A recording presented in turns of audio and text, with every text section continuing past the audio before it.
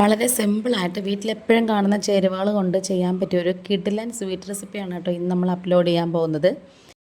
ഇതിൻ്റെ പേരാണ് ഉക്കാരൈ. ഇതൊരു ചെട്ടനാട് സ്പെഷ്യൽ സ്വീറ്റ് ആയിട്ടാണ് കേട്ടോ.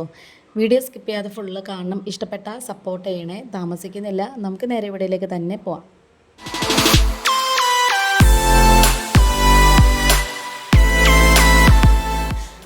ഇതിന് വേണ്ടിയിട്ട് ചൂട് കട്ടിയുള്ളൊരു ഉരുളിയോ അല്ലെങ്കിൽ ഒരു നോൺ സ്റ്റിക്ക് പാത്രമോ വെച്ച് കൊടുക്കാം.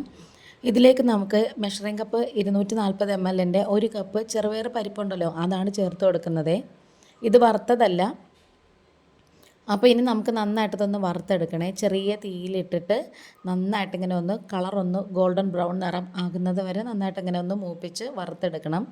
ഈ ഒരു ചെറുപയർ പരിപ്പ് നമ്മൾ മൂപ്പിക്കുമ്പോൾ തന്നെ നല്ലൊരു സ്മെല്ല് വരും കേട്ടോ. ഇപ്പോൾ ഞാൻ ഗ്യാസ് ഓഫ് ചെയ്തിട്ടുണ്ട്. ഇനി നമുക്ക് നന്നായിട്ടൊന്ന് കഴുകിയെടുക്കാം.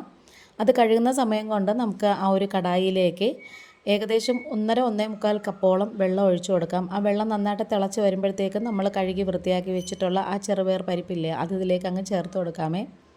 അത് മുഴുവനും നന്നായിട്ട് ഇങ്ങനെ ചേർത്ത് കൊടുക്കണം.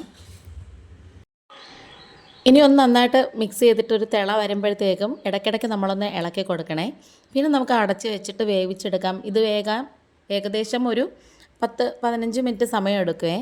കുതിർത്തതാണെങ്കിൽ പെട്ടെന്ന് വെന്ത് കിട്ടും. പിന്നെ നമ്മൾ കുക്കറിൽ ഇടുകയാണെന്നുണ്ടെങ്കിൽ ഒരു 3 വിസിൽ കേൾപ്പിക്കുമ്പോൾ തന്നെ കറക്റ്റായിട്ട് വെന്ത് കിട്ടും. ആ ഒരു പരുവം പോണ്ടാന്ന് വിചാരിച്ചിട്ടാണ് ഞാനിപ്പം ഡയറക്റ്റായിട്ട് തന്നെ ഇത് വേവിക്കാനായിട്ട് ഇട്ട് കൊടുത്തത്.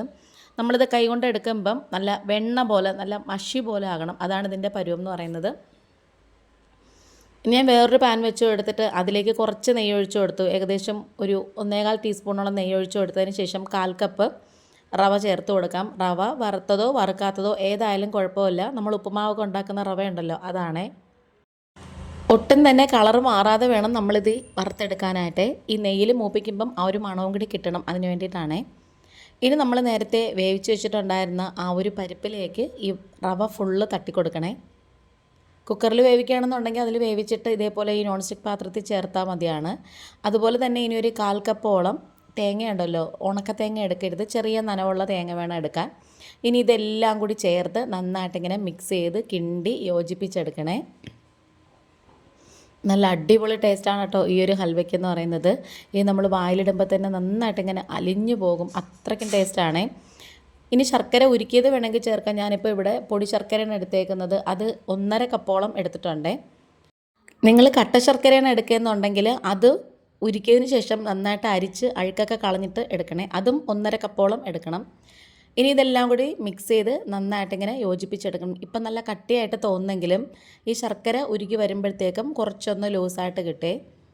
വീഡിയോ കണ്ടിട്ട് ഇഷ്ടപ്പെടുകയാണെന്നുണ്ടെങ്കിൽ ഒന്ന് സപ്പോർട്ട് ചെയ്യണേ. ആദ്യമായിട്ട് കാണുന്ന കൂട്ടുകാരെങ്കിലും ഉണ്ടെങ്കിൽ ഇഷ്ടപ്പെടുകയാണെന്നുണ്ടെങ്കിൽ ആ ബെല്ലൈക്കൺ ഒന്ന് പ്രസ് ചെയ്തിട്ട് അതിൽ ഓൾ എന്ന ഓപ്ഷനും കൂടി കൊടുക്കണേ. എങ്കിൽ മാത്രമേ ഞാനിടുന്ന വീഡിയോസൊക്കെ നോട്ടിഫിക്കേഷനായിട്ട് നിങ്ങൾക്ക് കിട്ടത്തുള്ളേ. ഏകദേശം ചെറുതായിട്ടൊന്ന് കുറുകി വന്നപ്പോഴത്തേക്ക് നമുക്കിതിലേക്ക് 1 ടേബിൾ സ്പൂണ് നെയ്യ് ചേർത്ത് കൊടുക്കാം. എന്നിട്ടിങ്ങനെ നന്നായിട്ട് മിക്സ് ചെയ്ത് യോജിപ്പിച്ചെടുക്കണം. ഈ ഒരു ചൂട് കിടന്ന് തന്നെ റവയൊക്കെ നന്നായിട്ടിങ്ങനെ വെന്ത് വന്നോളും. നമ്മൾ കേസരിയൊക്കെ ഉണ്ടാക്കുമ്പം റവ പെട്ടെന്ന് തന്നെ വെന്ത് കിട്ടത്തില്ലേ, അതുപോലെ തന്നെ ഇതൊന്ന് അടച്ച് വെച്ച് കൊടുക്കണം. സിമ്മിലിട്ടിട്ട് അടച്ചൊരു 5 മിനിറ്റ് അടച്ച് വെച്ച് കൊടുക്കണേ. ഇപ്പോൾ ഇതേ നന്നായിട്ട് കുറുകിയിട്ടുണ്ട്, നന്നായിട്ട് കട്ടിയായിട്ടും വന്നിട്ടുണ്ട്.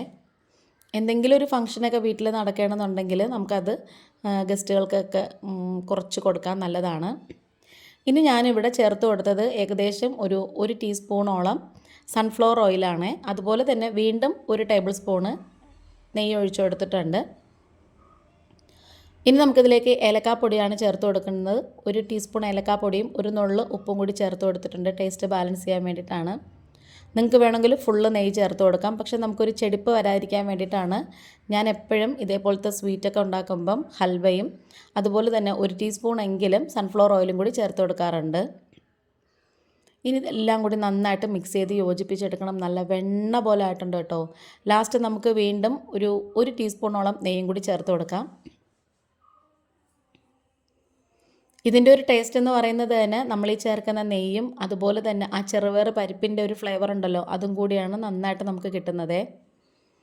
ഇപ്പം പാനിൽ നിന്നൊക്കെ നന്നായിട്ട് വിട്ട് വരുന്നുണ്ട്. ഇനി തണുക്കുമ്പോഴത്തേക്കും കുറച്ചും കൂടെ കട്ടിയായിട്ട് വരും. ചുറ്റുപാടും ഉള്ളതൊക്കെ നന്നായിട്ട് സ്പാറ്റില കൊണ്ട് വടിച്ച് അതിലേക്ക് അങ്ങ് ചേർത്ത് കൊടുക്കണം.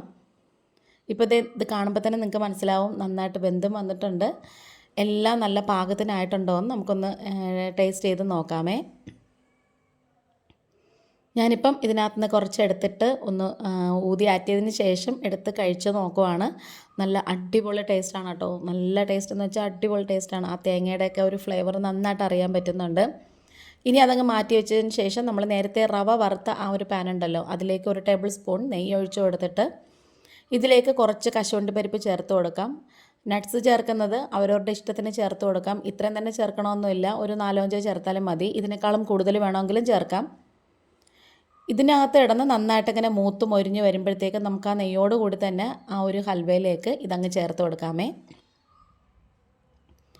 നമ്മളിതിന് മുമ്പ് വേറൊരു ഹൽവയുടെ റെസിപ്പി ഇട്ടിട്ടുണ്ട്, അത് കുറേ പേർക്കൊക്കെ ഇഷ്ടമായിട്ടുണ്ട്.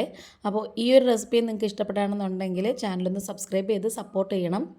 പാനിനകത്ത് നിന്നൊക്കെ നന്നായിട്ട് ഇങ്ങനെ വിട്ട് വരുന്നുണ്ട്. ആ ഒരു നെയ്യുടെയൊക്കെ മണം നമുക്ക് നന്നായിട്ട് അറിയാം. അതുപോലെ തന്നെ കശുവണ്ടി പരിപ്പൊക്കെ ചേർത്തിട്ടുള്ളതുകൊണ്ട് തന്നെ ടേസ്റ്റ് നന്നായിട്ട് കൂടി കിട്ടും. നന്നായിട്ട് ഇങ്ങനെ ഉരുണ്ട് വരുന്നൊരു പരുവമായിട്ടുണ്ട് കേട്ടോ. ഇനി തണുക്കുമ്പോഴത്തേക്ക് എന്തായാലും കുറച്ചും കൂടെ കട്ടിയായിട്ട് വരും. ഇനി നമുക്കത് അടച്ച് വെച്ചേക്കാം. ഗ്യാസ് ഓഫാക്കി വെച്ചിട്ടുണ്ട്. ഇപ്പോൾ ഇത് ഞാൻ ഈ ഒരു തവി കൊണ്ട് എടുക്കുമ്പോൾ തന്നെ നിങ്ങൾക്ക് കാണാൻ പറ്റും, നല്ലോണം സ്മൂത്തായിട്ട് വെന്ത് വന്നിട്ടുണ്ട്. അതുപോലെ തന്നെ നല്ല ടേസ്റ്റാണ് കേട്ടോ. വെറുതെ ഇതൊരു തംബ്നെയിലിൻ്റെ ഫോട്ടോ എടുക്കാൻ വേണ്ടി വാഴയിലയിൽ വെച്ചെന്നേ ഉള്ളൂ. നമുക്ക് കുഞ്ഞു കുഞ്ഞു ബൗളിലാക്കി കഴിക്കാം. തണുപ്പിച്ച് വേണമെങ്കിലും കഴിക്കാം. പക്ഷെ അല്ലാതെ ചെറിയൊരു ചൂടോടുകൂടി കഴിക്കുമ്പം അത് നല്ല ടേസ്റ്റാണ്. ഇതിന് മുകളിലേക്ക് ഓരോ നട്ട്സും കൂടി വെച്ച് കൊടുക്കാം. വീഡിയോ വൈൻഡപ്പ് ചെയ്യാറായി. ഇഷ്ടപ്പെട്ടാൽ സപ്പോർട്ട് ചെയ്യണേ. ഇന്നിപ്പോൾ ഇത്രയേ ഉള്ളൂ. വീണ്ടും വരാം. Thanks for watching.